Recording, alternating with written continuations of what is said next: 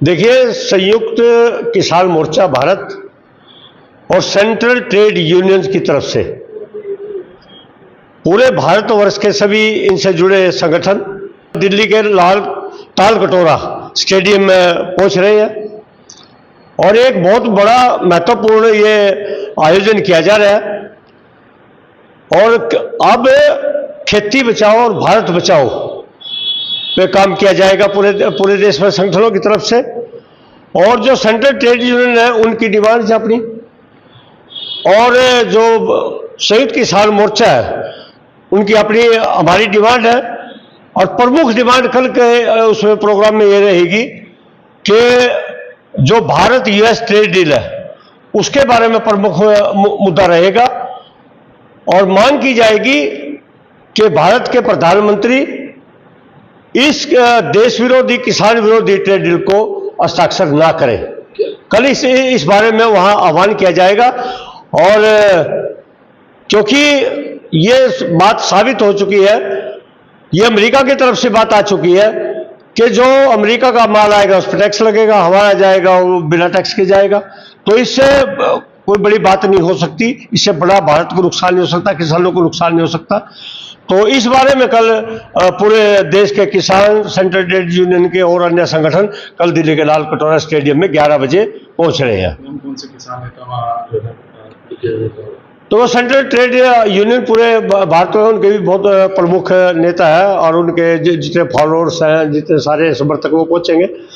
और जहां तक संयुक्त किसान मोर्चा के हैं, इनमें अपना हमारे नेता हैं उग्रा जी है, माननीय राकेश टिकैत जी है, माननीय युद्धवीर जी है, अनाल मोल्ला जी है, और बहुत सारे हमारे इसमें जो भी एसकेएम के नेता। क्या असर क्या पड़ेगा इस ट्रेड डील से अगर चल रही है तो? नहीं, इससे असर नहीं पड़ेगा, देश में रहेगा कुछ नहीं। भारत अमेरिका का गुलाम हो जाएगा। अभी से भारत के ऊपर अमेरिका ने 6 सदस्यों की कमेटी का गठन किया हुआ है, जो हमारा तेल कहां से आ रहा है उस पर निगरानी है, हम तेल किस देश से खरीद रहे हैं, कहां व्यापार कर रहे हैं, किसके साथ कर रहे हैं, तो उसकी निगरानी अमेरिका द्वारा की जा रही है। तो इस स्थिति में तो भारत काम नहीं कर पाएगा। भी मेरा देश है, मेरी अपनी स्वतंत्रता है। और जो ट्रेड डील का जो मसला है, प्रमुख तौर पर जो भारत का किसान हो खेती यहां पेट भरने के लिए करता है, और जो अमेरिका जैसे जो विकसित देश है उनमें ये खेती व्यापार के लिए की जाती है, वहां कॉर्पोरेट खेती है। तो इसमें दिन रात का असर है। वहां के किसानों को बहुत भारी मात्रा में सब्सिडी दी जाती है और वो व्यापार के लिए खेती करते हैं, और भारत में आजीवन का साधन है। इसलिए तो व्यापार के सामने रोजी रोटी नहीं टिक सकती। इससे दूध का किसान है, गांव में एक छोटा सा मजदूर भाई है जो 1-2 भैंस गाय रख करके अपना दूध का व्यापार करता, अपने जीवन बसर करता है। जब वो बड़े बड़े मगर मछियां आ जाएंगे जो तूफान मचाएंगे तो छोटा सा बह जाता है। बड़ी दुकान छोटी दुकान को हमेशा खा जाती है। आज नहीं तो 6 महीने में, 6 महीने तो 1 साल में इतना समय लगता नहीं।